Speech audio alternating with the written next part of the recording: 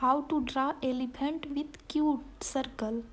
First of all, we will make a circle and then make its ear line. Then draw a line from below. Then make the tail of the elephant. After that we will make a feather of the elephant. Then we will make second feather of the elephant. After that we will make a draw circle, and after that we will make nose of the elephant and also cute eyes.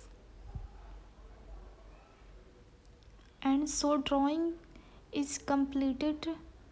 The elephant with sky blue color, drawing coloring its beautiful color.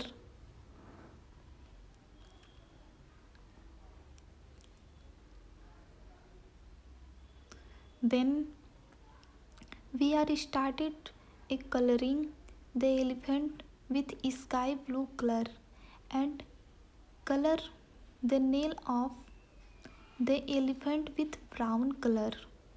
The elephant is ready. Do tell us how you liked the video. Do like, share and subscription in this comment section. Thank you. I hope your drawing elephant is so cute, lovely. Thank you so much.